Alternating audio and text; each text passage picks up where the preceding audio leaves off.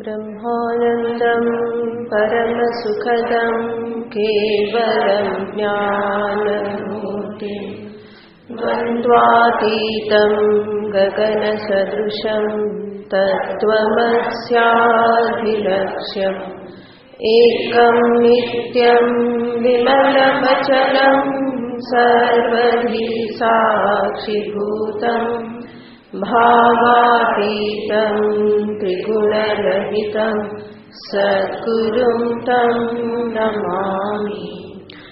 ॐ पार्थाय प्रतिबोधितां भगवता नारायणेन स्वयं व्यासेन ग्रथितां पुराणमुनिना मध्ये महाभारतम् अद्वैतामृतवर्षिणीं भगवतीम् अष्टादशाध्यायिनीम्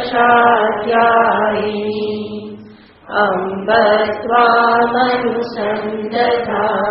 भगवद्गीते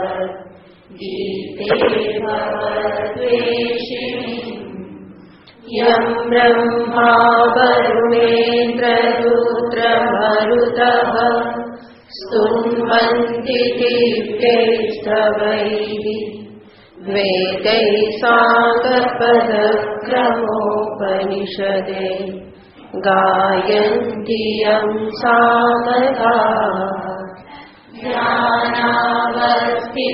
ध्यानावस्थिततद्गतेन मनसा पश्यन्ति यं योगिनः यस्यान्तं न विदुःसुरासुरगणा देवाय तस्मै नमः। यस्यान्तं न विदुःसुरासुरगणा देवाय तस्मै नमः।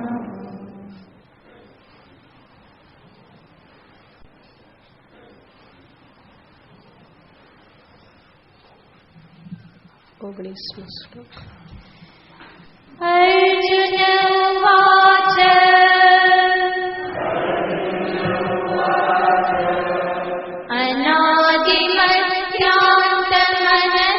अनादिमध्यान्तमनन्तवीर्यम्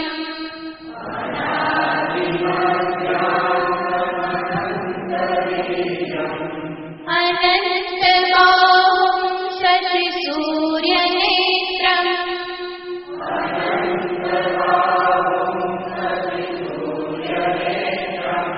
पश्यामि त्वां दीप्तहुताशवक्त्रम्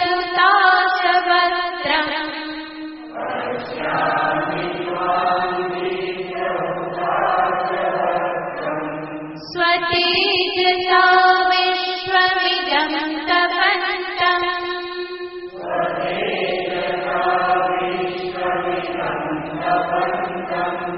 द्यावा पृथिव्योरिदमन्तरम्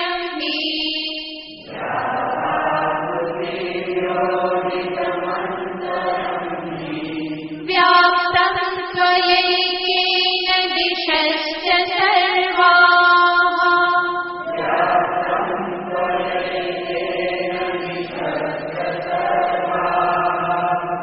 दृष्ट्वाद्भुतं रूपमुग्रं तवेदम्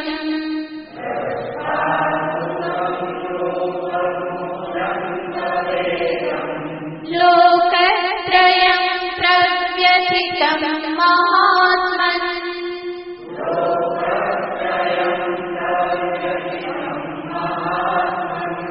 अमीहि त्वां सुरसङ्घा विशन्ति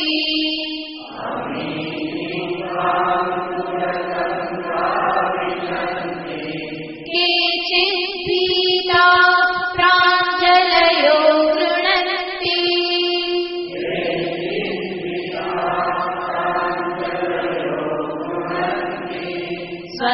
स्वस्तीत्युक्त्वा महर्षिसिद्धसङ्घाः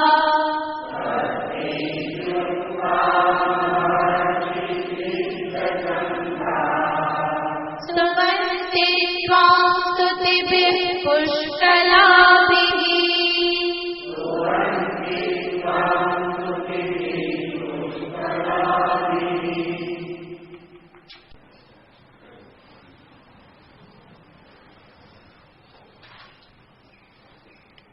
શ્રીમદ ભાગવતમાં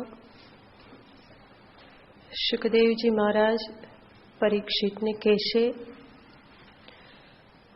કલેર દોષ નિધે રાજન હ્યસ્તિ એકો મહાન ગુણઃ કીર્તનાદેવ કૃષ્ણસ્ય મુક્ત સંગઃ પરમ વ્રજેત.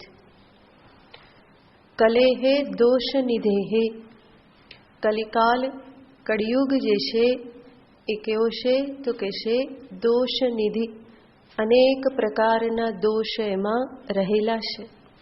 તો સતયુગ, દ્વાપર, ત્રેતા આ બધા કરતા અધિક દોષ કલિયુગમાં છે. તો કે છે કે હે રાજન, દોષ નિધે હે કલેહે, અનેક પ્રકારના દોષથી ભરપૂર એવા આ કલિયુગમાં અસ્તિ એકો મહાન ગુણ, બધા ઘણા બધા દોષ છે પણ એ બધાની વચ્ચે શું છે? એક મહાન ગુણ, એક બહુ સારો ગુણ, સારી વસ્તુ કલિયુગમાં છે. અને એ શું છે? કીર્તનાદેવ કૃષ્ણસ્ય મુક્ત સંગઃ પરમ વ્રજેત. કૃષ્ણસ્ય કીર્તનાદેવ, કૃષ્ણના કીર્તનથી મનુષ્ય મુક્ત સંગઃ, સર્વ આસક્તિઓથી મુક્ત થઈ અને અંતે પરમ પદને પ્રાપ્ત કરે છે. તો આ કલિયુગનો સૌથી મહાન ગુણ છે કે જ્યાં અંતઃકરણની શુદ્ધિને અર્થે કૃષ્ણનું કીર્તન જ પર્યાપ્ત છે.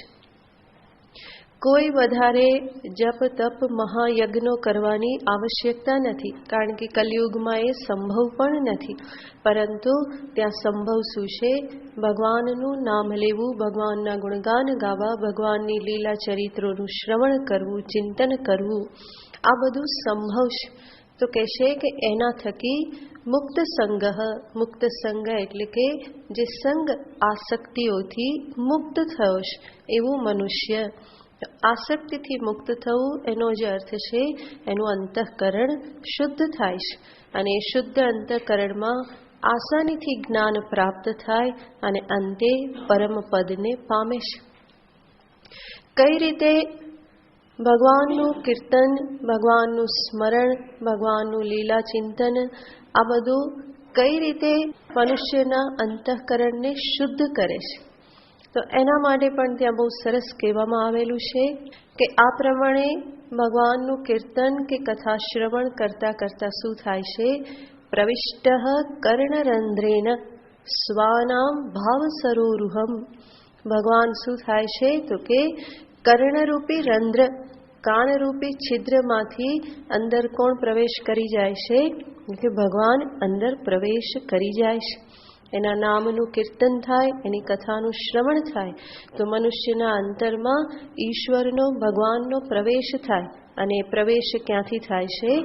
કર્ણરંધ્રેણ, કર્ણરંધ્રેણ પ્રવિષ્ટ સ્વાનામ ભાવ સરોરુહમ. સ્વાનામ, સ્વાનામ એટલે કે પોતાના ભક્તોના, પોતાના ભક્તોના કર્ણરંધ્રથી પ્રવેશ પામી અને ક્યાં પહોંચે છે? ભાવ સરોરુહમ. ભક્તનું હૃદય એ શું છે?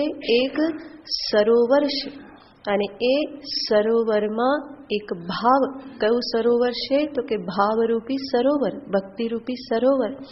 અને એ ભાવરૂપી સરોવરમાં ભગવાન પ્રવેશ કરે છે. ધુનોતિ શમલમ કૃષ્ણ, અને ત્યાં પ્રવેશ કરી અને કૃષ્ણ શું કરે છે? સર્વ પ્રકારનું શમલ એટલે કે જે કંઈ પણ અશુદ્ધિ છે, ગંદકી છે, એને ભગવાન ધોઈ નાખે છે. કેવી રીતે? સલિલસ્ય યથા શરત, જેવી રીતે સલિલ એટલે કે જલની સર્વ પ્રકારની અશુદ્ધિ શરદ ઋતુ ધોઈ નાખે છે. તો વર્ષાકાળમાં જ્યારે વરસાદ આવે ત્યારે સર્વ નદીઓના જલ, સરોવરના જલ જે છે એ ઘણા બધા મેલા થઈ જાય છે, ગંદા થઈ જાય છે. પરંતુ જેવી વર્ષા ઋતુ પૂરી થાય અને શરદ ઋતુ શરૂ થાય તો બધા જલ કેવા થઈ જાય છે? એકદમ નિર્મલ થઈ જાય છે. તો એવી જ રીતે શરદ ઋતુ જેમ બધું નિર્મલ કરી દેશે, એવી રીતે ભગવાન જે છે એ ભક્તોના હૃદયમાં કર્ણ દ્વારા પ્રવેશ કરી અને એના હૃદયને સાફ કરી નાખે છે, ધોઈ નાખે છે. તો આવી રીતે ભગવાનની આ જે ભક્તિ એ ભગવાનનું સ્મરણ, ભગવાનના નામનું કીર્તન, ભગવાનની કથાનું શ્રવણ, લીલાનું ચિંતન, આ બધાથી સાધકના અંતઃકરણની શુદ્ધિ થાય છે. પરંતુ આ ગુણગાન, કીર્તન કે લીલા ચિંતન આ બધું પણ ક્યારે સંભવ બને? જ્યારે હું ઈશ્વરને જાણું, હું ક્યાંકથી શ્રવણ કરું, એને સમજું કે એનું સ્વરૂપ કેવું છે, વાસ્તવમાં ઈશ્વર એટલે કોણ છે, ભગવાન એટલે કોણ છે, આ બધું હું જાણું. જેટલે અંશે હું જાણું એટલે અંશે હું એને વધારે ભજી શકું. તો ભગવાનને જેટલે અંશે હું સમજું, જેટલે અંશે મારી ભગવત બુદ્ધિ વ્યાપ્ત થાય, એટલે જ અંશે એને હું મારા હૃદયમાં વધારે સ્થાન આપી શકું. અને જેટલું વધારે સ્થાન આપી શકું એટલું જ અંતઃકરણ શુદ્ધ થવાની સંભાવના વધી જાય છે. તો ભગવાનની આ પ્રમાણેની જે કંઈ પણ લીલાઓ છે, ભગવાનના જે કંઈ પણ કર્મ છે, એનું શ્રવણ કરવું એ બહુ મોટું સાધન છે. ભગવાને આગળ કહેલું છે, જન્મ કર્મ ચમે દિવ્યમ. જન્મ અને કર્મ એ મારા બંને કેવા છે? દિવ્ય છે. તો મારા કર્મ પણ દિવ્ય છે, જન્મ તો દિવ્ય છે જ. તો એવા દિવ્ય કર્મને હું જાણું, દિવ્ય કર્મને હું સમજું. એની દિવ્યતા એક તો એ છે કે બહુ જ મહાન કર્મો છે, અને બીજી દિવ્યતા એ છે કે ભગવાન બધું કરતા હોવા છતાં સ્વયં અકર્તા સ્વરૂપે જ રહે છે. તો આવા ભગવાનના દિવ્ય કર્મ છે. ભગવાનના એ દિવ્ય કર્મોમાંનું એક ભગવાનનું કર્મ છે પોતાના વિશ્વરૂપને પ્રગટ કરવું.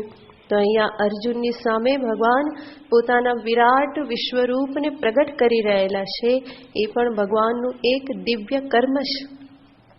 એને પણ જે વ્યક્તિ જાણે છે બરાબર, એ જગતમાં સર્વત્ર ભગવત બુદ્ધિ કરી શકે છે. અને જેટલે અંશે ભગવત બુદ્ધિ કરશે એટલે અંશે અંતરની અશુદ્ધિ દૂર થશે. તો એ હેતુથી જ ભગવાન અર્જુનની સામે આ વિશ્વરૂપનું પ્રગટીકરણ કરી રહેલા છે, જેમાં ભગવાન અર્જુનને બતાવે છે કે વિશ્વમાં તું જે કંઈ પણ જુએ છે એ બધું જ મારામાં જ છે. હું જ એ સ્વરૂપે રહેલો છું, બધું મારામાં જ સ્થિત છે. મારાથી બહાર જગતનો કોઈ એક કણ નથી કે સમયની કોઈ ક્ષણ મારાથી રહિત નથી. તો એવું પોતાનું સ્વરૂપ ભગવાન અહીંયા અર્જુનને બતાવી રહેલા છે, જેમાં અનેક પ્રકારે અર્જુન દર્શન કરે છે. અને એ શું શું દર્શન કરી રહ્યા છે એ અર્જુન આપણને બતાવી રહેલા છે. તો બધું સૌમ્ય દર્શન તો કર્યું. હવે ભગવાન જે કંઈ પણ ભયાનક છે, ભયંકર છે, એ બધું દર્શન પણ અર્જુનને કરાવી રહેલા છે. તો છેલ્લે અર્જુન એનું વર્ણન કરતા કહેશે, અમી હિત્વામ સુરસંઘા વિશંતિ કેચિત ભીતા પ્રાંજલયો ગૃણંતી. તો કહેશે આપનામાં આ બધા વિશંતિ, વિશંતિ એટલે કે પ્રવેશ કરી રહેલા છે. કોણ પ્રવેશ કરી રહેલા છે? સુરસંઘાહા, આ બધા દેવતાઓના સમૂહો બધા આપનામાં પ્રવેશ કરી રહેલા છે. કેટલાક તો ભયભીત થઈ હાથ જોડીને ઊભા રહી ગયેલા છે. આપને જે સમજે છે એ આપના માટે સ્તુતિ કરી રહેલા છે અને જગતના કલ્યાણને અર્થે સ્વસ્તિ અસ્તુ એ પ્રમાણે પ્રાર્થના પણ કરી રહેલા છે. તો સુરસંઘા, દેવતાઓ, મહર્ષિ, સિદ્ધસંઘા, આ બધાની વાત કરી. હજુ આગળ પણ અર્જુન એ જ બધી જે યોનિઓ જે છે, યક્ષ, રાક્ષસ, ગંધર્વ, એ બધાના સંદર્ભમાં કહે છે કે બધાને હું આપના સ્વરૂપમાં જોઈ રહેલો છું. તે વર્ણન કરતા આગળના શ્લોકમાં કહે છે, રુદ્રાદિત્યા વસવો યે ચ સાધ્યા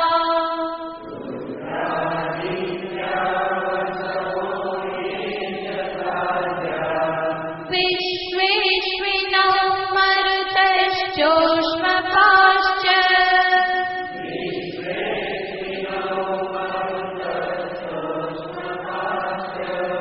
ગંધર્વયક્ષાસુરસિદ્ધસંઘા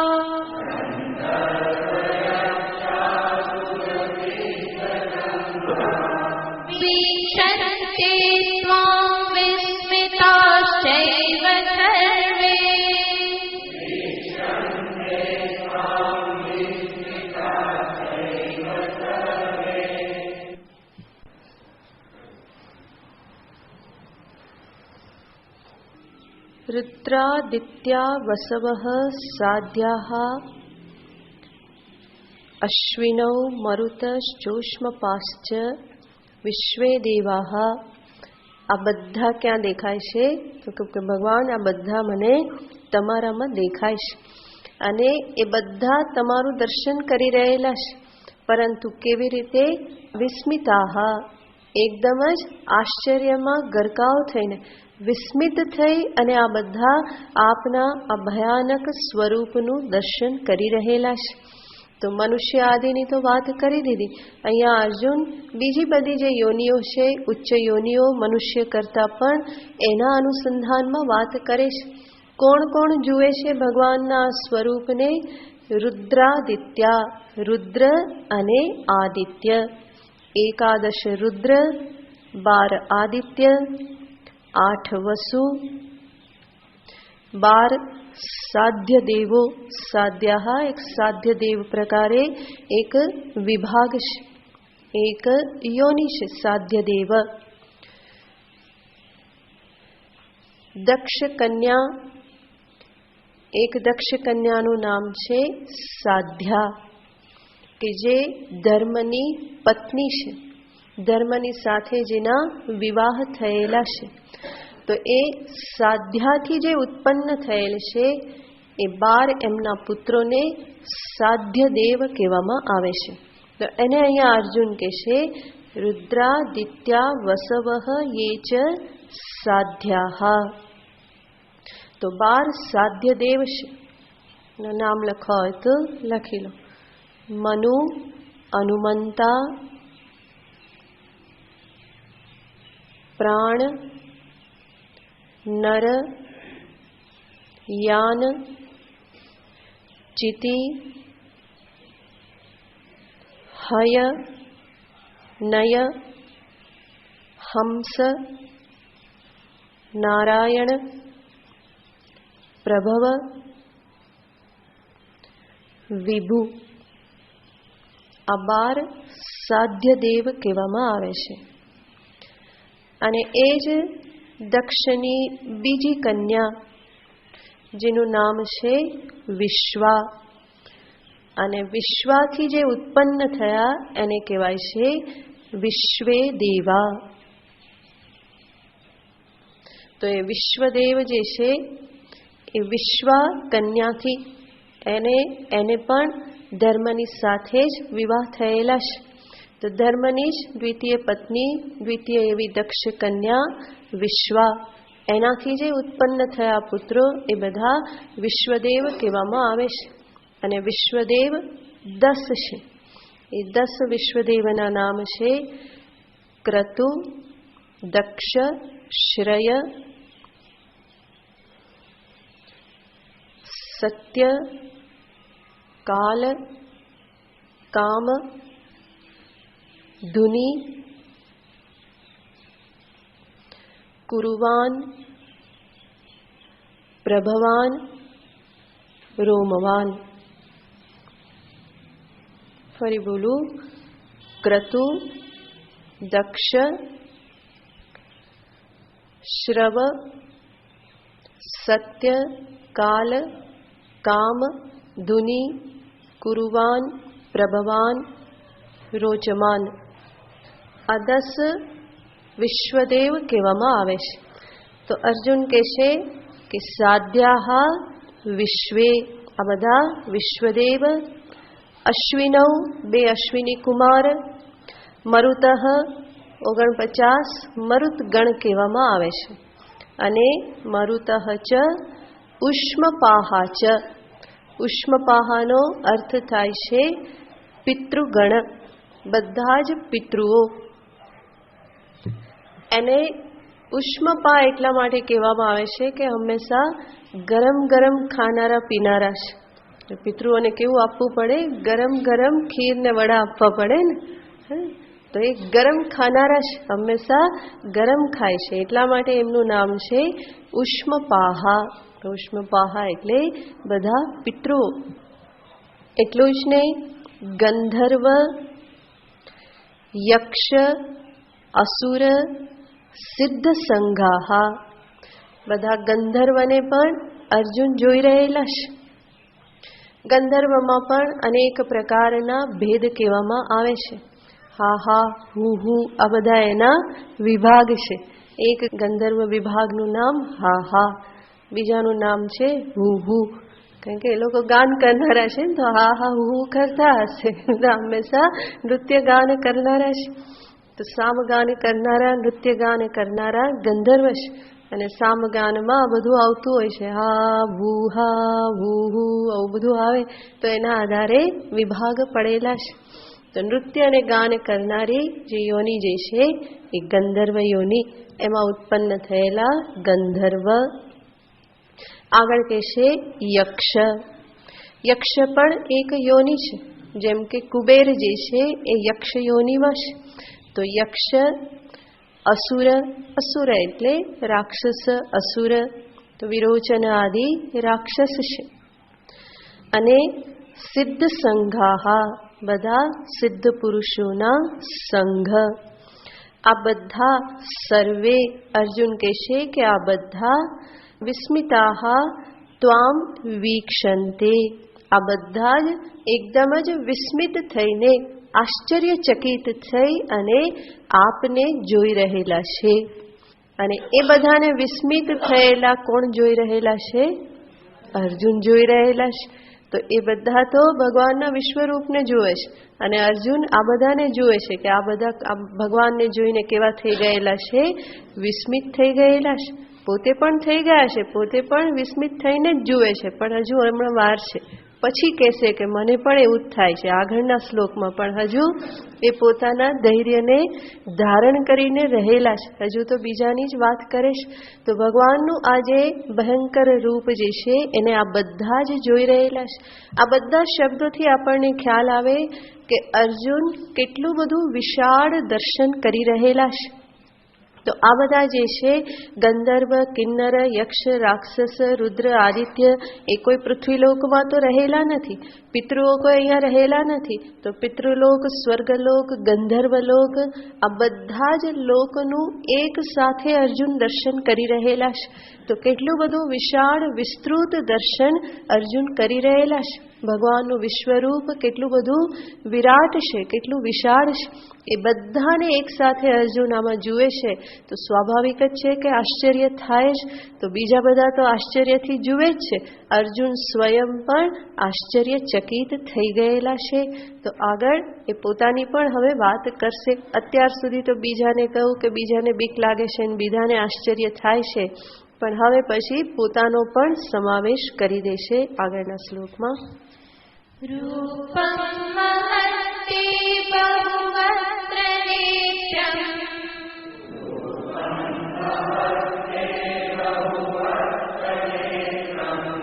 મહાબાહો બહુબાહુરુપાદં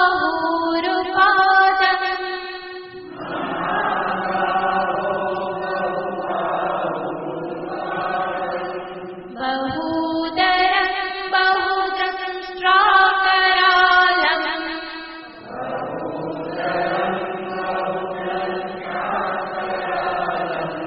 દૃષ્ટ્વા લોકાઃ પ્રવ્યથિતાસ્તથાહં.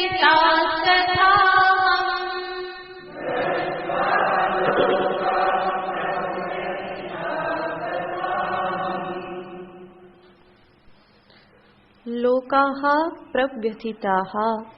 અર્જુન કહેશે કે આ બધા જ લોક, કારણ કે આગળ જોયું એમ સર્વલોકનું અને લોક નિવાસી બધાનું દર્શન અર્જુન એક સાથે કરી રહેલા છે. અને અર્જુન કહેશે કે એ બધા જ પ્રવ્યથિતાહ, દ્રષ્ટવા પ્રવ્યથિતાહ, આપને જોઈ અને બધા પ્રવ્યથિત, બહુ જ વધારે વ્યથિત, ડરી ગયેલા છે, વ્યાકુળ થઈ ગયેલા છે, અંદરથી હલબલી ગયેલા છે આપનું રૂપ જોઈને. શા માટે એવું થયેલું છે? તો અર્જુન ભગવાનના એ વિકરાળ રૂપનું વર્ણન કરે છે. રૂપમ તે મહત, તે એટલે તમારું રૂપ. અને કેવું રૂપ છે? મહત એટલે કે મહાન રૂપ, વિશાળ રૂપ. અને એ રૂપ ફરી પાછું કેવું છે?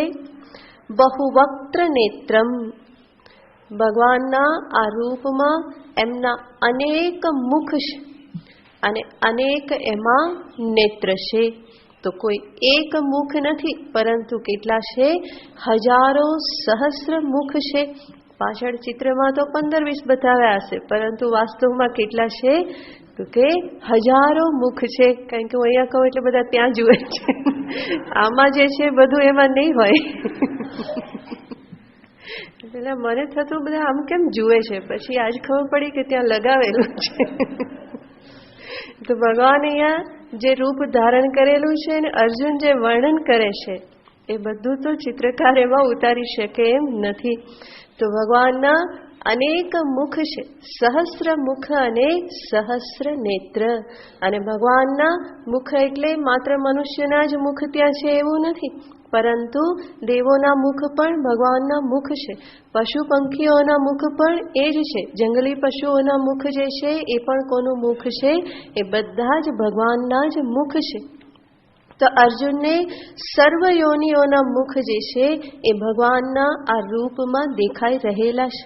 તો પ્રત્યેક પશુ, પ્રત્યેક વિકરાળ પ્રાણી, આ બધાના મુખ પણ ભગવાનના મુખ રૂપે અર્જુનને દેખાઈ રહેલા છે.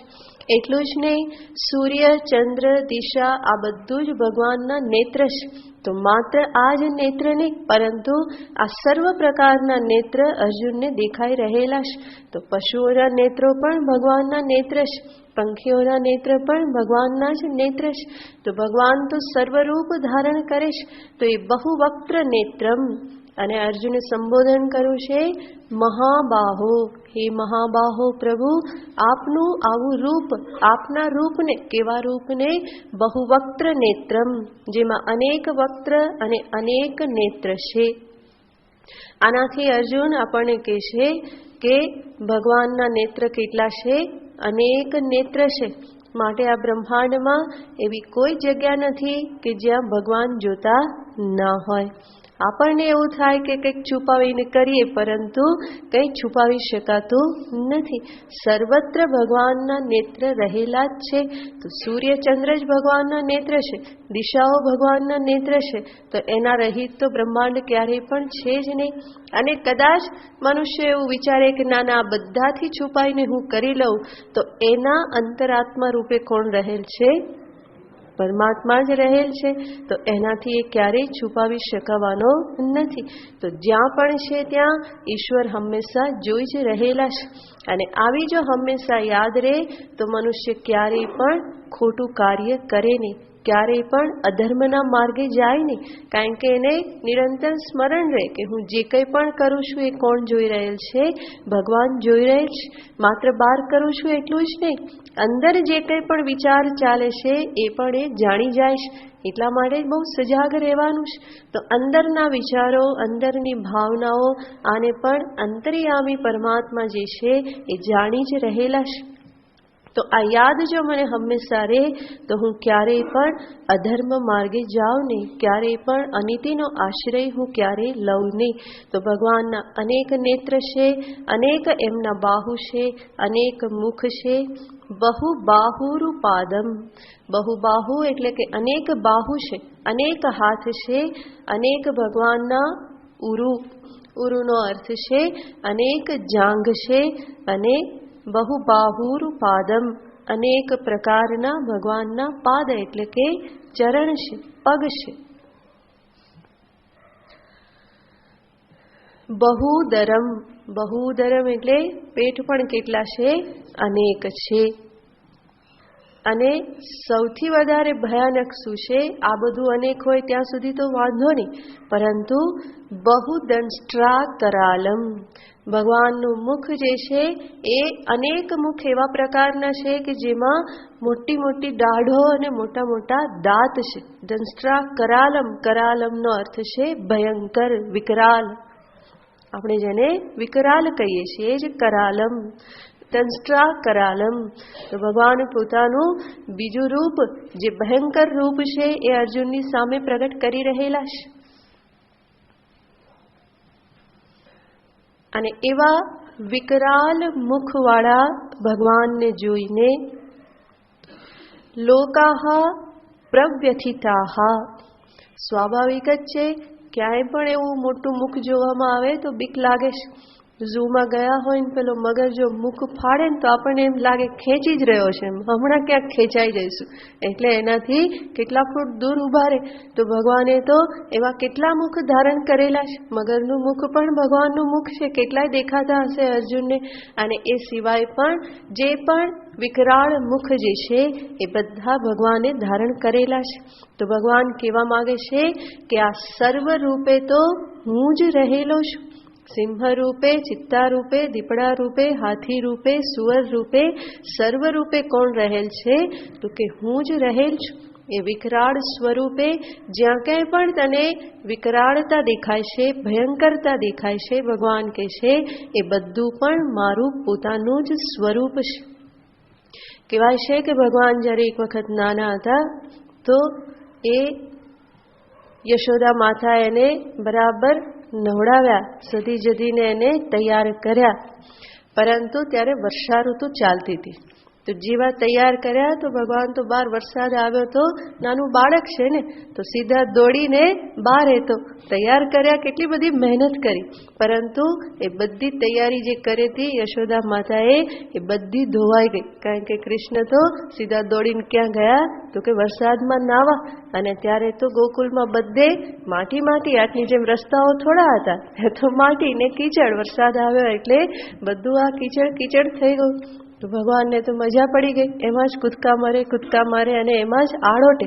તો આખા માટી માટી થઈ ગયા, કીચડવાળા થઈ ગયા.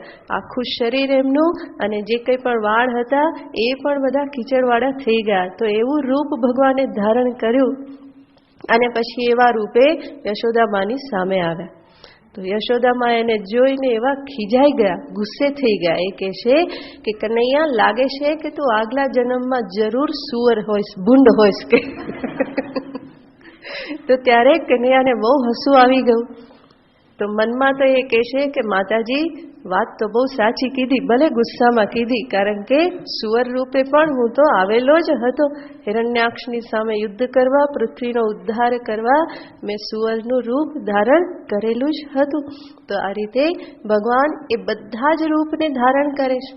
જ્યારે પણ પૃથ્વીનું કલ્યાણ કરવાનું હોય, સૃષ્ટિનું કલ્યાણ કરવાનું હોય, તો કોઈ પણ રૂપ ધારણ કરવામાં પ્રભુને કોઈ સંકોચ થતો નથી. કારણ કે શરીર એમના માટે મહત્વનું નથી. એ શરીર દ્વારા જે કાર્ય સિદ્ધ કરવાનું છે એ જ સૌથી વધારે મહત્વનું છે. માટે ભગવાન સુવર પણ બને, ભગવાન કાચબો પણ બને, માછલી પણ બને, નરસિંહ પણ બને. આ બધું જ એ બને છે. કારણ કે રૂપમાં કોઈ આગ્રહ નથી. જે રૂપ ધારણ કરવાથી કાર્ય સિદ્ધ થાય એ રૂપ ભગવાન ધારણ કરે છે. માટે અહીંયા ભગવાન બતાવી રહેલા છે કે આ બધા જ રૂપ વાસ્તવમાં મારા જ. સારું સારું બધું મારું અને ખરાબ ખરાબ ભગવાનને એવી રીતે ભેદ પાડવાથી કામ નહીં ચાલે.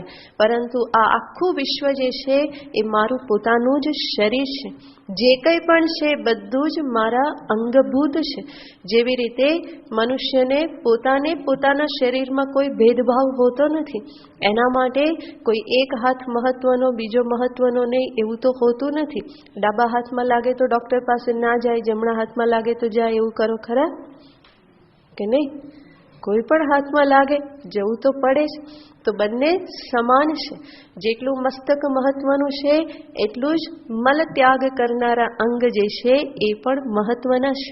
તો બધાનો એ સ્વીકાર કરે છે. જે ગંદકી બહાર કાઢે છે એનો પણ એટલો જ સ્વીકાર છે. એના પ્રત્યે પણ કોઈ વિરોધ નથી, મુખ પ્રત્યે પણ કોઈ વિરોધ નથી. તો પોતાનું જે શરીર જે છે, શરીરના સર્વ અંગોનો સમાન રૂપે સ્વીકાર હોય છે. ભગવાન અહીંયા દર્શાવવા માંગે છે કે આ સમસ્ત વિશ્વ જે છે એ મારું પોતાનું શરીર છે. અને એમાં જે કંઈ પણ છે એ મારા જ અંગભૂત છે. માટે એક સારું, એક ખરાબ, એક મહત્વનું, એક નકામું એવું ક્યારેય પણ કહી શકાય નહીં. તો ભગવાન અર્જુનને દર્શાવવા માંગે છે કે સમસ્ત વિશ્વ રૂપે હું જ છું. અને માટે તું ક્યાંય રાગ દ્વેષ ના કર. રાગ દ્વેષ કરવાની જગ્યાએ તું ભગવત બુદ્ધિ કર. સર્વત્ર તું ઈશ્વર બુદ્ધિ કર. અને એવી રીતે ઈશ્વર બુદ્ધિ કરીશ તો જ અંતરની શુદ્ધિ થશે. જગત અને ભગવાન ઈશ્વર જગદીશ બંને જુદા નથી. હરિરેવ જગત જગદેવ હરિ નતો ભિન્ન તનુઃ. જગત એ જ હરિ છે અને જે હરિ છે એ જ જગત છે. ન ભિન્ન તનુઃ, એ બંનેનું કોઈ જુદું જુદું સ્વરૂપ નથી. જગત રૂપે વિશ્વ રૂપે જગદીશ જ વ્યાપ્ત છે. તો સારા રૂપે ખરાબ રૂપે સર્વ રૂપે ભગવાન પોતાને અહીંયા પ્રગટ કરી રહેલા છે અને કહી રહ્યા છે કે વાસ્તવમાં સારા ખરાબ વિભાગ પાડવા માટે કોઈ કારણ નથી. જે છે તે શું છે? પરમાત્મા જ છે. તો બહુદંષ્ટ્રા કરાલમ, આવા વિકરાળ મુખ રૂપે પણ કોણ રહેલ છે? હું પોતે જ રહેલો છું. પણ અર્જુનને હજુ એટલું સમજાયું નથી અને માટે શું લાગે છે? ભય લાગે છે. અર્જુન કહે છે લોકાહ પ્રવ્યથિતાહ, બધા જ લોકો વ્યથિત થઈ રહેલા છે આપના ભયાનક સ્વરૂપને જોઈને. અને પછી હળવેથી કહે છે તથા અહમપી, મને પણ બીક લાગે છે. તથા અહમપી પ્રવ્યથિતઃ, હું પણ વ્યથિત થઈ ગયેલો છું. અત્યાર સુધી તો બહુ ધીરજ ધારણ કરી, પણ હવે તો મારી પણ બીક પ્રગટ થવા લાગેલી છે. આવા કૃષ્ણને તો અર્જુને ક્યારેય જોયેલા નથી. હંમેશા કેવા જોયેલા છે? તો કે સૌમ્ય જોયેલા છે. હંમેશા એને ગળે લગાડનારા, એના ખભે હાથ મૂકનારા, હંમેશા આશ્વાસન દેનારા, સખારૂપ આચાર્ય રૂપ એવા કૃષ્ણને જ એણે તો જોયેલા છે. અને અત્યારે એકદમ જ એનાથી જુદું એવું ભગવાનનું સ્વરૂપ એની સામે પ્રગટ થઈ ગયેલું છે કે જેની એણે ક્યારેય કલ્પના પણ કરેલી ન હોય. તો એવું સ્વરૂપ જોઈ અને અર્જુન કહેશે અહમપી પ્રવ્યથિતઃ, હું પણ બહુ હેરાન થઈ ગયેલો છું. આ રીતે તમને જોઈને અંદરથી વ્યાકુળ છું, વલોવાઈ ગયેલો છું. મને ખબર નથી પડતી કે આ વાસ્તવમાં શું છે. આ એ જ મારા કૃષ્ણ છે?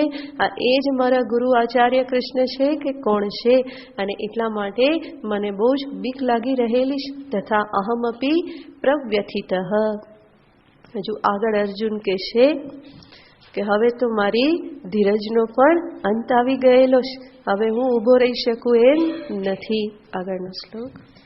નભસ્પૃશં દીપ્તમનેકવર્ણં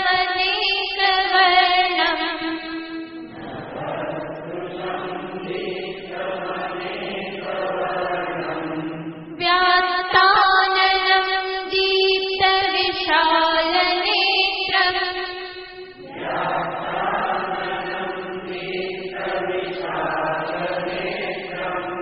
दृष्ट्वा हि त्वां प्रव्यथितान्तरात्मा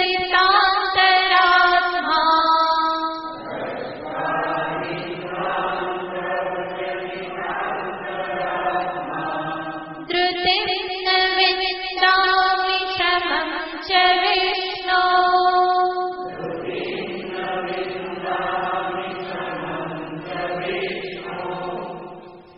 नभस्पृशं दीप्तमनेकवर्णं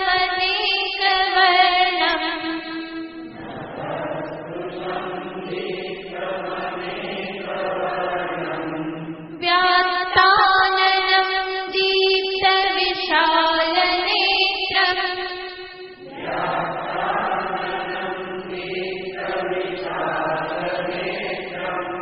दृष्ट्वा हि त्वां प्रव्यथितान्तरात्मा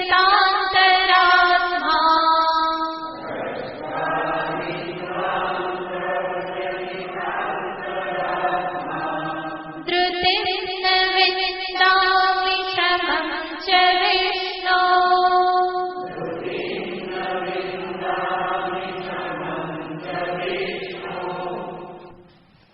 અર્જુન સંબોધન કરે છે હે વિષ્ણુ. હવે એને કૃષ્ણ દેખાતા નથી. આ વિશ્વ રૂપે અર્જુન કહેશે કે હે વિષ્ણુ. વિષ્ણુ શબ્દનો અર્થ થાય છે વેવેષ્ટ વિશ્વમ ઇતિ વિષ્ણુ, જે સમસ્ત વિશ્વને વ્યાપીને રહેલા છે એને કહેવાય વિષ્ણુ. તો અત્યારે તો અર્જુન બરાબર જોઈ રહેલા છે કે આખા જગતને વ્યાપીને કોણ રહેલ છે? આ ભગવાન જ રહેલા છે. માટે સંબોધન કરે છે હે વિષ્ણુ. અને ભગવાનનું સ્વરૂપ કેવું છે? આ વિશ્વરૂપ તો કે છે નભસ્પૃશમ, આપ ક્યાં સ્પર્શ કરી રહેલા છો? આકાશને. છેક ઉપર આપ સ્પર્શ કરી રહેલા છો અને વાસ્તવમાં નભસ્પૃશમ એનો અર્થ છે સ્વર્ગને તમે સ્પર્શ કરી રહેલા છો. તો ભગવાનનું આ કેટલું બધું વિશાળ સ્વરૂપ છે કે જેમનું મસ્તક ક્યાં સ્પર્શ કરી રહેલું છે, સ્વર્ગને સ્પર્શ કરી રહેલું છે. આપણી પહોંચની બહારની કલ્પના છે, બરાબર ને? અર્જુન જે કે આપણે સાંભળી લેવાનું. તો નભસ્પૃશમ દીપ્તમ અનેક વર્ણમ, અને આપનું જે આ સ્વરૂપ છે એમાં અનેક વર્ણ એટલે કે અનેક રંગ દેખાઈ રહેલા છે. અનેક ઉજ્જવલ દીપ્ત એવા રંગોથી આપનું આ વિશ્વરૂપ યુક્ત છે. તો એક તો વિશાળ છે દર્શાવવા માટે કહે છે કે છેક સ્વર્ગને આપનો સ્પર્શ થઈ રહેલો છે. મહિમ્ન સ્તોત્રમાં પણ નિરૂપણ આવે છે કે ભગવાન શિવજી જ્યારે તાંડવ નૃત્ય કરે ત્યારે આ બ્રહ્માંડની દશા શું થાય છે. મુહુર્દ્યોદ્યો સ્થ્યમ્યા ત્યનિભૃત જટા તાડિત તટા જગદ્રક્ષાય ત્વમ નટસી નનુ વામૈવ વિભૂતા. તો જ્યારે ભગવાન શિવજી જ્યારે તાંડવ નૃત્ય કરે ત્યારે શું કરે છે તો કે એમના પગથી આખી પૃથ્વી જે છે હાલમડોલ થઈ જાય છે. એમના પગ ક્યાં પડે છે? પૃથ્વી ઉપર પડે છે. તો પૃથ્વી આખી જ ધ્રુજી રહેલી છે. એટલું જ નહીં, તાંડવ નૃત્ય કરતા કરતા ભગવાન શિવજી પોતાની જટાને ઉછાળે છે. તો જટા તો ખોલી નાખે છે ને, નૃત્ય કરે તો જટા તો ખુલી જાય. અને એ જ્યારે નૃત્ય કરે અને જ્યારે પોતાનું શિર જ્યારે આમ હલાવે અને જટા જ્યારે એની ઉડે તો એ બધી જટા ક્યાં લાગે છે? સ્વર્ગમાં લાગે છે. અને ભગવાનની જટાઓ લાગવાથી આખું સ્વર્ગ પણ કેવું થાય છે? હાલમડોલ થઈ જાય છે. બધા દેવતાઓ ત્યાં બીકમાં એ બધા ડરી જાય છે કે આ શું થઈ રહેલું છે. પણ ભગવાનનું તાંડવ નૃત્ય ચાલે છે અને તાંડવ નૃત્યમાં આખું સ્વર્ગ હલી જાય છે. તો ભગવાનનું સ્વરૂપ આવું વિરાટ સ્વરૂપ જ છે. ભગવાન વિષ્ણુનું, ભગવાન કૃષ્ણનું આ જે વિશ્વરૂપ જે છે એને પણ દર્શાવતા અર્જુન આવું જ કહે છે કે આપનું આ વિશ્વરૂપ ક્યાં સ્પર્શ કરી રહેલું છે? છેક સ્વર્ગને સ્પર્શ કરી રહેલું છે. એ તો અર્જુન પાસે દિવ્ય ચક્ષુ છે એટલા માટે જોઈ શકે છે કે આ ક્યાં અડી રહેલું છે? સ્વર્ગને અડી રહેલું છે. સ્વર્ગના પણ દર્શન કરી રહેલ છે. વાસ્તવમાં એ સ્વર્ગ પણ ભગવાનના વિશ્વરૂપની અંદર જ છે. તો નભસ્પૃશમ દીપ્તમ અનેક વર્ણમ અને વ્યાત્તાનનમ. આનનમનો અર્થ થાય છે મુખ. આનન એટલે મુખ. અને ભગવાનનું મુખ કેવું છે? વ્યાત્ત. વ્યાત્ત એટલે કે એકદમ જ વ્યાપક, ખોલેલું. ભગવાનનું મુખ વ્યાત્તાનનમ, ખુલ્લા મુખ સાથે ભગવાન છે. તમે કલ્પના કરો કે કેટલું મોટું મુખ હશે જેનો સ્પર્શ સ્વર્ગ સુધી જાય છે. તો એ મુખ કહે છે કે વ્યાત્તાનનમ. હજુ આગળ તો અર્જુન વર્ણન કરશે કે આ બધા આપના મુખમાં બધા હોમાઈ રહેલા છે અને ભગવાન એ બધાને મોટી મોટી દાઢોથી બધા ચાવી રહેલા છે. તો એ કાલનું વર્ણન કરે છે. તો આવું ભગવાનનું આ વિશ્વરૂપ છે કે જ્યાં ભગવાન મુખ ફાડીને ઉભેલા છે. વ્યાત્તાનનમ, ખુલ્લું મુખ છે અને બધું એમાં હોમાઈ રહેલું છે.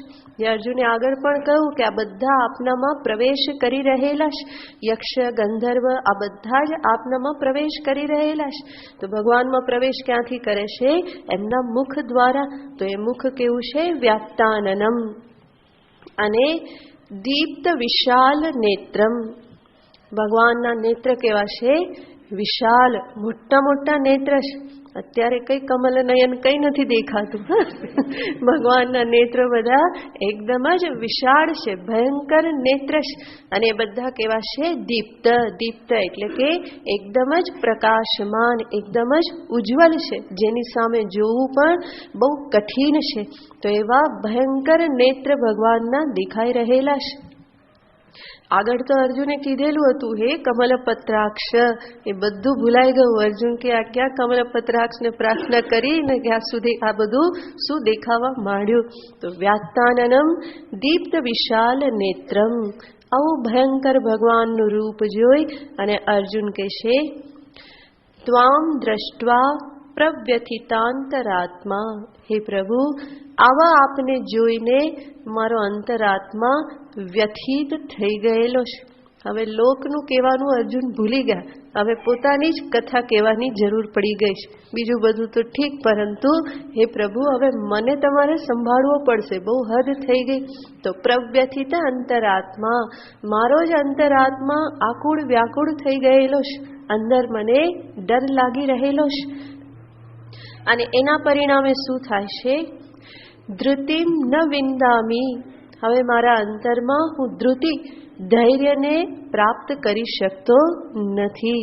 હવે મારી અંદરની દશા બહુ ખરાબ થઈ ગયેલી છે.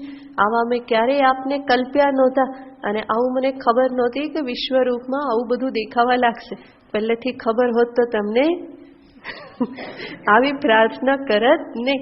આ તો ભૂલમાં પ્રાર્થના થઈ ગઈ, હવે શું થાય કે તો અર્જુન કહે છે ધૃતિમ ન વિંદામી. હવે મારાથી ધૈર્ય ધારણ થતું નથી. શમમ અપી ન વિંદામી. શમમ છે વિષ્ણુ. શમમ એટલે કે અંતરમાં હું શાંતિને ધારણ કરી શકતો નથી. હું અંદરથી વલોવાઈ ગયેલો છું, અશાંત થઈ ગયેલો છું. આપનો મને બહુ જ ડર લાગે છે, બહુ જ બીક લાગી રહેલી છે કે આમાં ક્યાંક હું ના હોમાઈ જઉં. હે ને, મુખ્ય તો બીક એ જ હોય ને. વાસ્તવમાં તો અર્જુન એ જ વિશ્વરૂપની અંદર જ છે, એનાથી જુદા નથી. પરંતુ પોતાને એ વિશ્વરૂપથી જુદા જાણે છે, અને એટલા માટે જ એને ભય લાગે છે કે આ મારાથી ક્યાંક જુદું છે. ભગવાન મારાથી ક્યાંક જુદા છે, એનું વિશ્વરૂપ મારાથી જુદું છે, અને હું એનાથી જુદો છું. વાસ્તવમાં એ એની અંદર જ છે, પરંતુ પોતાને જ્યારે એનાથી અલગ ઊભો રાખવામાં આવે તો હંમેશા શું થવાનું? ભય લાગવાનો જ છે. માટે જ વેદાંત કહેશે તું અને ઈશ્વર કેવા છો? એક જ છો. અભયપદ પ્રતિષ્ઠા આ ઐક્ય જ્ઞાનથી જ સંભવ બને. જ્યાં સુધી ભેદ બુદ્ધિ હોય ત્યાં સુધી મૃત્યો સમૃત્યુમાપ્નોતિ ય ઇહ નાનેવ પશ્યતિ. મૃત્યુથી મૃત્યુને જ પ્રાપ્ત કરે છે. હંમેશા ડર લાગવાનો છે. દ્વિતીયાદ્વૈ ભયમ ભવતી. જ્યાં બીજું દર્શન થયું, દ્વિતીયનું દર્શન થયું તો ભય લાગે જ. પછી એ દ્વિતીય રૂપે ભગવાન હોય તો પણ ભય લાગે. તો ભક્તિ નહીં કરું તો ભગવાન શું કરશે? કોપાયમાન થઈ જશે.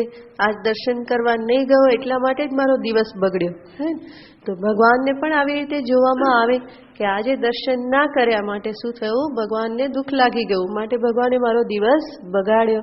જાણે ભગવાન એટલા બધા છીછરા હોય કે તારા એક દર્શન કરવાનું એમ યાદ રાખતા હોય કે આજે આવ્યો છે કે નથી આવ્યો. તો ઘણા બધા છે પ્રભુને. એવી રીતે ભગવાનને ભજવાથી આગળ નથી વધાતું. પ્રેમથી જરૂર ભજો. જરૂર ઐક્ય જ્ઞાન ન હોય તો કંઈ વાંધો નહીં, પરંતુ પ્રેમથી ભક્તિ કરો, ભાવથી ભક્તિ કરો. ભયથી ભક્તિ શું કરવાની? પણ જ્યાં સુધી હું ભગવાનને યોગ્ય રૂપે ન સમજું, એને દયા સિંધુ, કરુણા સિંધુ, અહેતુક દયા સાગર, ભક્ત વત્સલ, અનંત ગુણ કલ્યાણ નિધાન, એ પ્રમાણે હું ભગવાનને ન સમજું તો ભગવાનનો હંમેશા ડર લાગે. જેવી રીતે અહીંયા અર્જુનને ડર લાગે છે. અત્યારે એને ભગવાન ભક્ત વત્સલ નથી દેખાતા. અત્યારે તો કેવા દેખાય છે? બધાને જાણે ખાવા માટે તૈયાર છે. હમણાં બધાને પકડી લઉં, હમણાં પકડી લઉં. અને ભગવાન એવું જ રૂપ ધારણ કરેલું છે. ભગવાન આગળ કહેવાના જ છે કે હું કોણ છું? કાલોસ્મી. હું સાક્ષાત કાલ છું. અત્યારે હું કાલ રૂપે જ રહેલો છું. તો ભગવાનનું એ જે વિરાટ કે જે ભયંકર રૂપ છે, અર્જુન એને પોતાનાથી જુદા જુએ છે. એટલા માટે જ અર્જુનને ડર લાગે છે, અને પોતાનો ડર અર્જુન પ્રગટ કરી દે છે.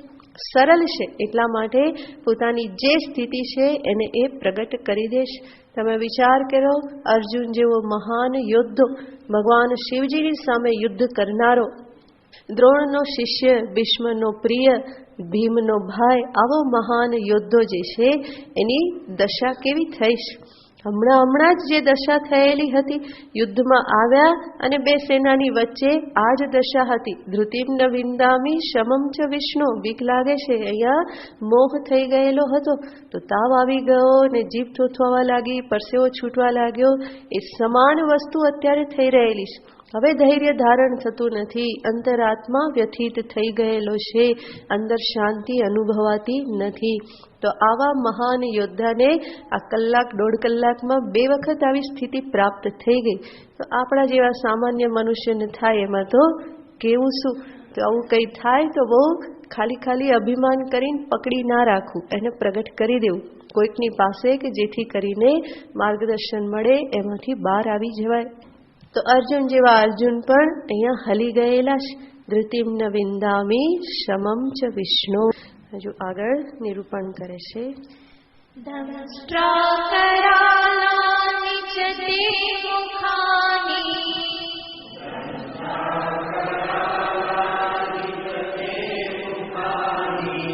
દૃષ્ટ્વૈવ કાલાનલસન્નિભાનિ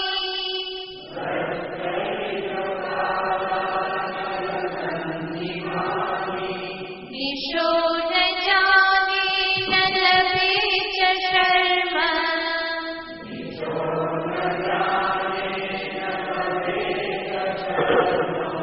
પ્રસીદ દેવેશ જગન્નિવાસ.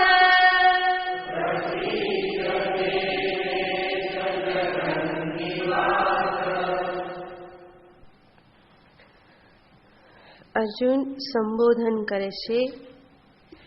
હે દેવેશ, દેવાનામ ઈશ દેવેશ. એને સંબોધન કરે છે. હે દેવેશ, એ સર્વ દેવોના ઈશ્વર.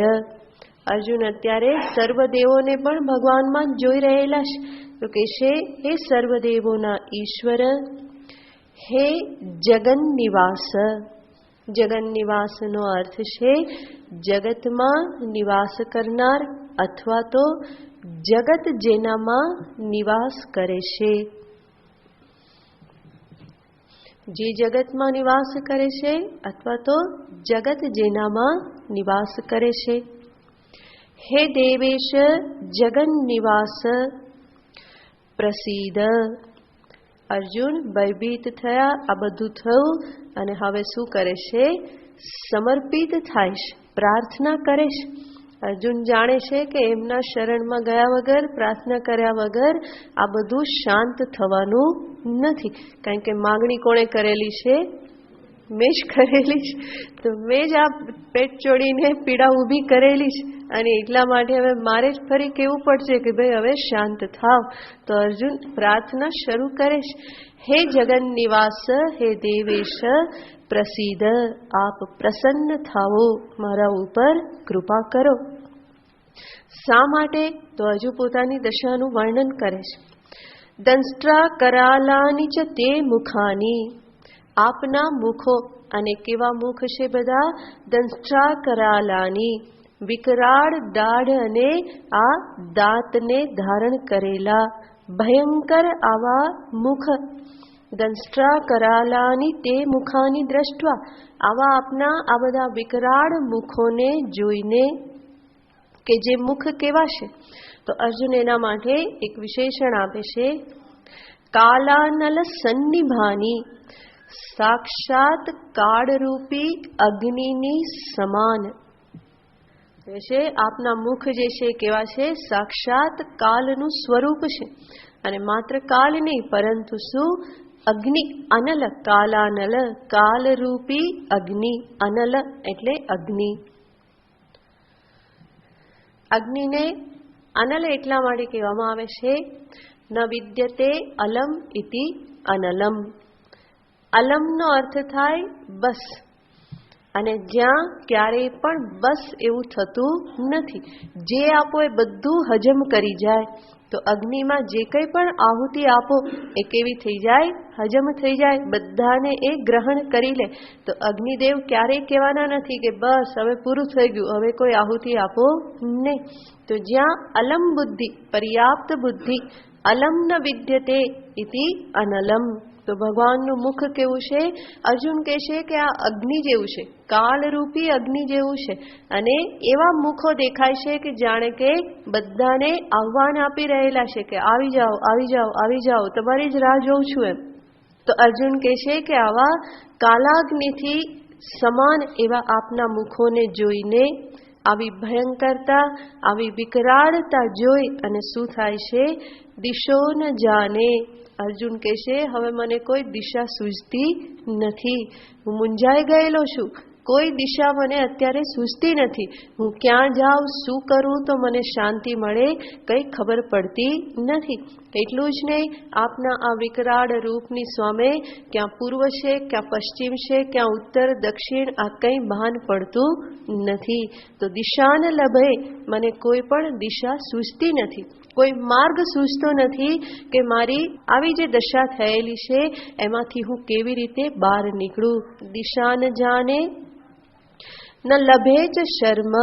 અર્જુન કહે છે કે મને ક્યાંય પણ શર્મ એટલે કે સુખ અનુભવાતું નથી. ક્યાંય હું સુખ શાંતિને અનુભવતો નથી. વિચાર કરો, અર્જુન કેટલા બધા ડરી ગયા હશે, પરંતુ હજુ પણ આ બધું કહી રહેલા છે, બતાવે છે કે હજુ ચેતના તો બરાબર બેભાન થયેલા નથી. તો હજુ એટલી તો ચેતના રહેલી છે કે પોતાની દશાનું એ વર્ણન કરી શકે છે. કોઈ ભાન પડતું નથી, કોઈ માર્ગ સૂઝતો નથી. તો અર્જુન કહેતા હશે કે મને તો અંધારા આવી ગયા. ભલે દિવ્ય ચક્ષુ આપ્યા, પરંતુ આ દિવ્ય ચક્ષુમાં પણ શું આવી ગયા? અંધારા આવી ગયા. કોઈ દિશા મને દેખાતી નથી અને ક્યાંય હું સુખ શાંતિને પ્રાપ્ત કરતો નથી. હું અંદરથી એટલો બધો વ્યથિત થઈ ગયેલો છું. હે પ્રભુ દેવેશ જગન નિવાસ, પ્રસિદ્ધ પ્રસિદ્ધ, પ્રસન્ન થાઓ. આપણી ભાષામાં કહીએ તો ખમ્મા કરો, ખમ્મા. હે ને, બહુ થઈ ગયું કે હવે થોડા શાંત પડો. પ્રસિદ્ધ દેવેશ જગન નિવાસ, હે દેવેશ પ્રસિદ્ધ, પ્રસન્ન થાઓ, પ્રસન્ન થાઓ. પણ અર્જુનના એકવાર કહેવાથી કંઈ ભગવાન સાંભળવાના નહીં. એ તો હજુ આગળ જે એમને બતાવવાનું છે બતાવીને જ રહેશે. કારણ કે ભગવાનને હવે ખબર પડી ગઈ કે જો એક વખત સમેટી લીધું તો પાછો કંઈ અર્જુન પ્રાર્થના કરવાનો નથી. એકવાર ભૂલ થઈ ગઈ, હવે બીજી વાર થોડી થાય. તો અર્જુનને જે પણ બતાવવાનું છે એ ભગવાન બતાવી દેવા જ માગે છે. તો અર્જુને કહ્યું પ્રસિદ્ધ પ્રસિદ્ધ, પણ છતાં ભગવાન તરફ તો એનો કોઈ પ્રતિભાવ આપતા નથી, બલકે હજુ પણ વધારે અર્જુનને દર્શન કરાવે છે. કે જે દર્શન કરી અને ભગવાન અર્જુનને કંઈક સમજાવવા માગે છે. તો આગળનું એક વિશેષ દર્શન ભગવાન કરાવી રહ્યા છે 26મા શ્લોકમાં. અમી ચત્વાં ધૃતરાષ્ટ્રસ્ય પુત્રાઃ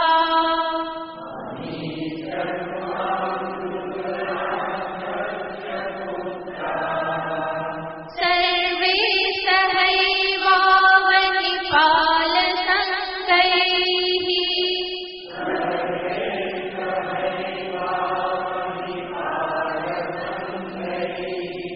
ભીષ્મો દ્રોણસૂતપુત્રઃ તથાસૌ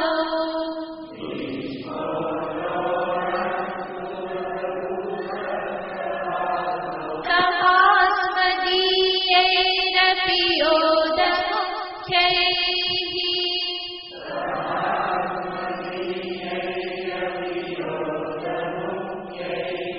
વક્ત્રાણિ તે ત્વરમાણા વિશન્તિ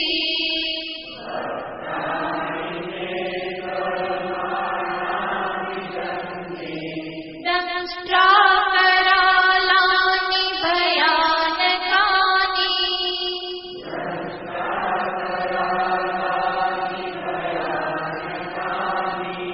કેચિत् વિલગ્ના દશનાંતરેષુ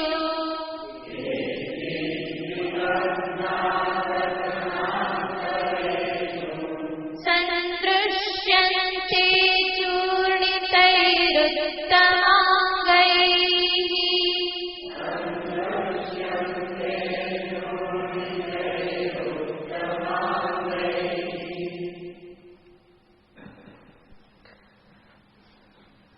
અમી ચત્વાં ધૃતરાષ્ટ્રસ્ય પુત્રાઃ. હવે અર્જુનને માટે જે એક મહત્વનું દર્શન એ ભગવાન કરાવી રહેલા છે. અત્યાર સુધી તો અર્જુને કહ્યું કે આ બધા યક્ષ કિન્નર ગંધર્વ દેવતાઓ બધા આપનામાં મને દેખાઈ રહેલા છે, બધા આપના મુખમાં જાણે કે પ્રવેશ કરી રહેલા છે. પણ હવે અર્જુનને શું દેખાય છે? ભગવાનના આ વિકરાળ મુખમાં કોણ જઈ રહેલું છે? તો કે બધા ધૃતરાષ્ટ્ર પુત્રો, આખા કૌરવ સેના જે છે એ કૌરવ સેનાના મુખ્ય જે ધૃતરાષ્ટ્ર પુત્ર જે છે એ બધા સર્વે સહ એવ અવનિપાલ સંગૈહી, અવનિ એટલે પૃથ્વી અને અવનિપાલ એટલે રાજા, અવનિપાલ સંઘ રાજાઓના સમૂહ સાથે, તો કૌરવો ધૃતરાષ્ટ્રના પુત્રો અને એમના પક્ષમાં રહેલા બધા રાજાઓના સમૂહો, એ બધા જ શું થઈ રહ્યું છે? તો 27મા શ્લોકમાં એનો અન્વય છે, તે વક્ત્રાણી ત્વરમારા વિસંતી, એ બધા આપના મુખમાં પ્રવેશ કરી રહેલા છે. સમસ્ત કૌરવ અને કૌરવ સેનાના જે કંઈ પણ મુખ્ય રાજાઓ જે છે એ બધા ક્યાં પ્રવેશ કરે છે? તો કે તે વક્ત્રાણી વિશંતી, તમારા આ બધા અનેક ભયાનક મુખોમાં બધા પ્રવેશ કરી રહેલા છે. અને કેવી રીતે પ્રવેશ કરી રહેલા છે? તો કે છે ત્વરમાણઃ, ત્વરમાણઃ એટલે કે ત્વરા સાથે, બહુ જ જલ્દી, પોતાની જાતે જ એ જાણે કે ભગવાનના મુખમાં હોમાઈ રહેલા છે. એવું નથી કે ભગવાન એક પછી એક બધાને પકડીને પોતાના મુખમાં મૂકી રહેલા છે, પરંતુ ભગવાનના મુખ તો વ્યાત્તાનનમ, વિશાળ ખુલ્લા મુખ છે અને એમાં અવશ્ય થઈને, પરવશ થઈ અને આ બધા જ ભગવાનના મુખમાં પ્રવેશ કરી રહેલા છે, બધા જ મૃત્યુને વશ થઈ રહેલા છે.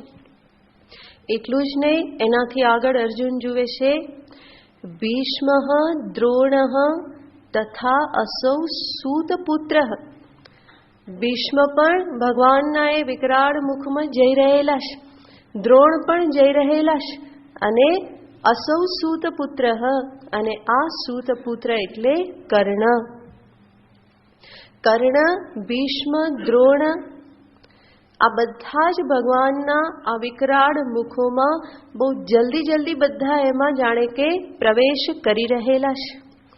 એટલું જ નહીં, ભીષ્મ, દ્રોણ, સૂતપુત્ર અને અસ્મદીયૈ યોધ મુખ્યૈ સહ, નહીં કે ખાલી કૌરવ સેના અને એ બાજુના રાજાઓ, અર્જુન શું જુએ છે? અસ્મદીયૈ યોધ મુખ્યૈ, અમારા પક્ષના પણ મુખ્ય યોદ્ધાઓ બધા ક્યાં જઈ રહેલા છે? ભગવાનના આ વિકરાળ મુખમાં. તો ભગવાન સર્વને માટે સમાન છે, કૌરવ હોય કે પાંડવ હોય, ભગવાનના વિશ્વરૂપને દ્રષ્ટિમાં રાખીએ તો બધા કેવા છે? એક સમાન છે. કાલ સર્વને માટે સમાન છે. કૌરવ પાંડવ એવો ભેદ કાલ ક્યારેય પણ જોતો નથી. તો ભગવાનના મુખમાં આ બધા જ ત્વરમાણા વિશંતી, અર્જુન કહે છે હું તો આ બધી સેનાઓને જ જોઈ રહેલો છું, કૌરવ પક્ષ, પાંડવ પક્ષ, ક્યાં હું યુદ્ધ કરવા આવ્યો હતો ને આ તો બધા મારા યુદ્ધ વગર જ બધા તમારામાં હોમાઈ રહેલા છે. તો એક પછી એક અર્જુનને બધા દેખાવા લાગ્યા, અને એના દ્વારા ભગવાન એને એક વસ્તુ દર્શાવવા માંગે છે કે અર્જુન, જે આગળ ભગવાન સ્વયં કહેવાના છે કે અર્જુન, આ બધા તો મારા વડે હણાઈ ગયેલા છે, તારે તો હણેલાને જ હણવાના છે, તારે બીજું કંઈ કરવાનું નથી. કરનારો તો હું જ છું. આ યુદ્ધ જે કંઈ પણ કરવાનું છે તો કરનારો હું છું, અને હું કરનાર હોવા છતાં પણ સ્વરૂપથી હું કોણ રહેવાનો છું? અકર્તા જ રહેવાનો છું. તો આ રીતે ભગવાને કૌરવ અને પાંડવ સેનાને પોતાના મુખમાં જલ્દી પ્રવેશથી દેખાડી, અને એ પણ જે પ્રવેશ કરી રહેલા છે કૌરવ પાંડવો કે બીજા દેવતાઓ જે કોઈ પણ, એની દશા કેવી છે? તો આગળ અર્જુન કહે છે, તે વક્ત્રાણી તે ત્વરમાણા વિશંતી, આપના મુખમાં આ બધા પ્રવેશ કરે છે, બહુ જલ્દી અંદર બધા હોમાઈ રહેલા છે. અને મુખો કેવા છે? તો ફરીને અર્જુન એનું નિરૂપણ કરે છે. આજ બતાવે છે કે અર્જુનની બુદ્ધિમાં શું ઘૂસી ગયેલું છે? આ ભયંકર મુખો બધા ઘૂસી ગયેલા છે. હવે બીજું કંઈ દેખાતું નથી, ચારે બાજુ ભગવાનના ભયંકર વિકરાળ મુખ જ એને દેખાય છે, અને એમાં બધા હોમાઈ રહેલા છે. એટલા માટે ફરીને નિરૂપણ કરે છે. દંષ્ટ્રા કરાલાની અનેક વખત આ શબ્દ અહીંયા આવે છે. તો ફરી કહેશે, દંષ્ટ્રા કરાલાની ભયાનકાની, આપના મુખ કેવા? આ મોટા દાંત અને દાઢું વાળા, અને કેવા છે? બધા ભયાનક છે. એની ભયાનકતાનું વર્ણન કરવું એ અર્જુનને માટે પણ અસંભવ જેવી વાત છે. એટલા માટે તો એકને એક શબ્દ ફરી ફરીને બોલ્યા કરે છે, દંષ્ટ્રા કરાલાની. અને આ જે બધા ભગવાનના વિકરાળ મુખમાં જે બધા હુમાઈ રહેલા છે એ બધાની દશા કેવી છે? તો કે છે કેચિત વિલગ્ના દશનાંતરેસુ. આમાંના ઘણા બધા જે છે એ આપનામાં પ્રવેશ પામી અને લટકી રહેલા છે. બે દાઢની વચ્ચે એ દબાઈ ગયેલા છે અને એમાં અડધા બહાર લટકે છે ને અડધા અંદર છે ને કોઈનું માથું અંદર દબાઈ ગયેલું છે, કઈ બધું થઈ ગયેલું છે. તો આ બધાને અર્જુન જુએ છે. કેચિત વિલગ્નાહા દશનાંતરેસુ સંદૃશ્યન્તે ચૂર્ણિતૈરુત્તમાંગૈઃ. ઉત્તમાંગૈઃ ચૂર્ણિતૈઃ. ભગવાનનું ઉત્તમાંગ એટલે મસ્તક. ઉત્તમ અંગ જે આ બધા પ્રવેશ કરી રહેલા છે એમના મસ્તક જે છે એ બધા ચૂર્ણિત થઈ ગયેલા છે. તો ભગવાનના એ ભયંકર મુખમાં આ બધાના મસ્તકો ચવાઈ ગયેલા છે. અને ચવાઈ ગયેલા છે એના અર્થ કોઈક દાંતમાં ભરાઈ ગયેલું છે, કોઈ બીજા દાંતમાં લટકી રહેલું છે, કોઈનો પગ લટકી રહેલો છે, કોઈનું માથું લટકી રહેલું છે, કોઈનું ધડ લટકી રહેલું છે, કોઈનું માથું અંદર જતું રહેલું છે, કોઈ માથા વગરનો છે, કોઈ પગ વગરનો, હાથ વગરનો. તો આવી રીતે ઉત્તમાંગૈઃ ચૂર્ણિતૈઃ દશનાંતરેસુ સંદૃશ્યન્તે. દશનાંતરેસુ એટલે આ મુખની અંદર, દશન એટલે આ દાંત જે છે. તો બધા દાંત અને દાઢોની વચ્ચે આ બધા ફસાઈ ગયેલા દેખાય છે. તો ભગવાન આટલું બધું એક હાથે ખાય તો થોડું અંદર બધું જતું રહે એક સાથે, તો બધું ક્યાંનું ક્યાં ફસાઈ જાય. જેવી રીતે મનુષ્ય પણ બધું એક સાથે ખાવા જાય તો શું થાય? અડધું નીચે પડે ને અડધું લટકી રહે ને અડધું ક્યાં ને ક્યાં લાગી જાય. તો એવી જ રીતે આ સમસ્ત સેનાઓ ભગવાનના મુખમાં બધી હોમાઈ રહેલી છે અને એના પરિણામે કોઈક આમ ને કોઈક તેમ ને ક્યાંક લટકી રહેલા છે. કલ્પના કરો કે કેટલી ભયંકર સ્થિતિ હશે અને એની સામે અર્જુન હજુ પણ ઊભા રહેલા છે. આપણે ક્યાંક પણ ધરતીકંપ થાય, ક્યાંક આગ લાગે, એના દ્રશ્યો આપણે ટીવી ઉપર જોઈએ તો પણ કમકમાટી થઈ જાય છે. જ્યારે અહીંયા અર્જુન તો કેટલું બધું જોઈ રહેલા છે, સમસ્ત સેનાઓનો સંહાર જોઈ રહેલા છે અને એને જોઈને પણ અર્જુન હજુ બેભાન નથી થયા. એટલા માટે જે ધન્યવાદને પાત્ર છે. તો અર્જુન કહે છે હું આ બધું જોઈ રહેલો છું કે આ બધા આપની વચ્ચે બધા લટકી રહેલા છે, બધા અંદર કેટલા બધા ચવાઈ ગયેલા છે. અડધા ચવાઈ ગયેલા છે ને અડધા કંઈક આખા છે ને અધૂરા છે. તો બધાનું વર્ણન કરવું અર્જુન માટે સંભવ નથી. અને અર્જુન આગળ દ્રષ્ટાંત આપીને સમજાવે છે કે આપના આ કાલાગ્નિ સમાન મુખમાં આ બધા કેવી રીતે બધા પ્રવેશ કરી રહેલા છે. તો અર્જુન દ્રષ્ટાંત આપીને સમજાવે છે કે જેવી રીતે નદીઓ વેગપૂર્વક સમુદ્રમાં પ્રવેશે છે એવી જ રીતે આ બધા જ જીવો, યોદ્ધાઓ બધા જે છે એ બધા વેગપૂર્વક આપના મુખમાં બધા પ્રવેશી રહેલા છે. એનો અર્થ તમારે કંઈ કરવું પડતું નથી, તમે તો બસ મોઢું ખોલીને ઊભેલા છે અને આ બધા કોઈક અવશ્ય થઈ, પરવશ થઈ, કોઈક એના કર્મના ધક્કા લાગવાના પરિણામે એ બધા પોતાની જાતે જ આપની પાસે પહોંચી રહેલા છે, આપના મુખમાં બધા હોમાઈ રહેલા છે. તો એ દ્રષ્ટાંત આપી અને પતંગિયાનું દ્રષ્ટાંત આપી અને અર્જુન કહેશે કે આ બધા જ લોકો સામે ચાલીને પોતાના નાશને માટે દોડી રહેલા છે. તો કાલનો તો સ્વભાવ છે, કાલ સ્વયં કોઈને પકડતો નથી. એની પાસે એક કળા છે કે મનુષ્યને સામે ચાલીને જ બોલાવી લે છે, ધક્કો મારે છે. એટલા માટે જ જ્યારે મૃત્યુ આવે તો ગમે એટલો બચવાનો પ્રયત્ન કરે અને છતાં પણ મૃત્યુ હોય તો ત્યાં એ મનુષ્ય પહોંચી જ જાય છે, કોઈ એને રોકી શકતું નથી. તો એનું વર્ણન આગળ અર્જુન કરશે અને પછી જોઈએ.